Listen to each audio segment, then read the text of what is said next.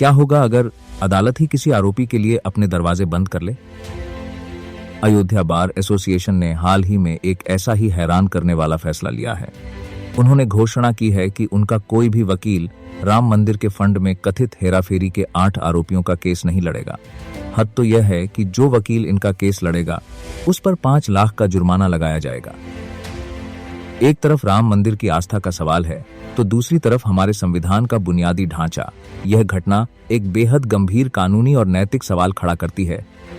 क्या किसी bar association को यह अधिकार है कि वह किसी आरोपी को न्याय पाने से रोक दे?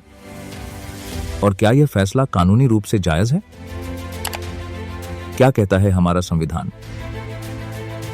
भारतीय संविधान किसी भी आरोपी को, चाहे उसका अपराध कितना भी गंभीर क्यों न हो, अपना पक्ष रखने का पूरा मौका देता है। अनुच्छेद 22(1) फंडामेंटल राइट। यह हर नागरिक को यह मौलिक अधिकार देता है कि उसे अपनी पसंद के वकील से सलाह लेने और अपना बचाव करने के अधिकार से वंचित नहीं किया जा सकता। अनुच्छेद 14 इक्वालिटी बिफोर लॉ। यह कानून के सामने सबको बराबरी का हक देता है।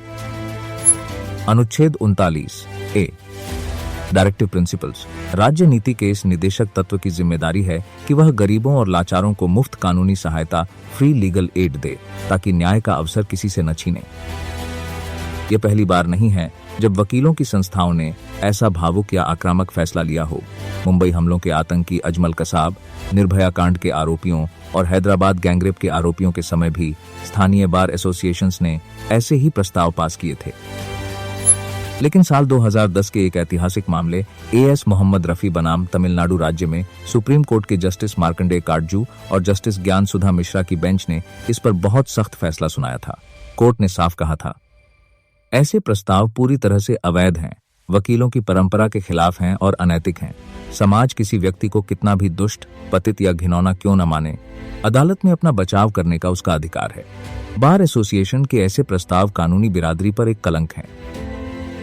सुप्रीम कोर्ट ने इतिहास के कई बड़े उदाहरण दिए। 1792 में इंग्लैंड में थॉमस पेन पर राजद्रोह का मुकदमा चला तो थॉमस अर्स्किन ने नौकरी जाने की धमकी के बावजूद उनका केस लड़ा। अर्स्किन ने कहा था, अगर एक वकील सिर्फ आरोप को देखकर केस लड़ने से मना कर दे तो वह वकील नहीं, खुद जज बन जाता है। भारत की आजादी की लड़ाई में ब्रिटिश सरकार के खिलाफ क्रांतिकारियों का केस भी वकीलों ने लड़ा। यहां तक कि महात्मा गांधी और इंदिरा गांधी के कथित हत्यारों और लाखों लोगों की जान लेने वाले नाजी युद्ध अपराधियों न्यूरनबर्ग ट्रायल्स को भी अदालत में वकील दिए गए थे। इसीलिए सुप्रीम कोर्ट ने ऐसे सभी प्रस्तावों को शून्य और अमान्य, नल एंड वॉइड घोषित किया है। वकीलों के नियम और उत्तराखंड हाई कोर्ट का कड़ा Hunter. Bar council of India के नियमों के मुताबिक एक वकील अपनी फीस और समय की उपलब्धता के आधार पर किसी भी मुवक्किल का केस लेने के लिए बाध्य है। हाँ, विशेष परिस्थितियों में कोई व्यक्तिगत वकील किसी केस को छोड़ सकता है, लेकिन पूरी बार एसोसिएशन मिलकर किसी वकील को केस लड़ने से नहीं रोक सकती और न ही उसकी सदस्यता खत्म करने की धमकी दे सकती है।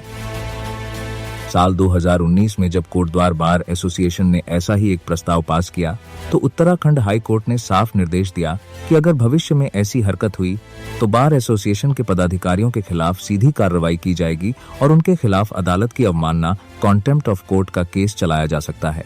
ऐसा ही रुख कर्नाटक हाई कोर्ट ने 2020 में देशद्रोह के आरोपी छात्रों के मामले में भी अपनाया था। भावनाएं बनाम कानून की गरिमा। अयोध्या बार एसोसिएशन का गुस्सा और राम मंदिर के प्रति उनकी भावनाएं समझी जा सकती हैं, लेकिन कानून भावनाओं से नहीं, सिद्धांतों से चलता है।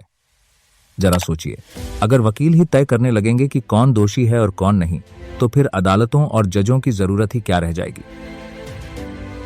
लोकतंत्र और कानून के शासन, रूल ऑफ लॉ को जिंदा रखने के लिए यह जरूरी है कि हर आरोपी को निष्पक्ष सुनवाई का मौका मिले। जैसा कि सुप्रीम कोर्ट ने कहा है, सही सोच रखने वाले वकीलों को ऐसे अवैध प्रस्तावों को नजरअंदाज कर देना चाहिए ताकि इस देश में न्याय की गरिमा बची रहे।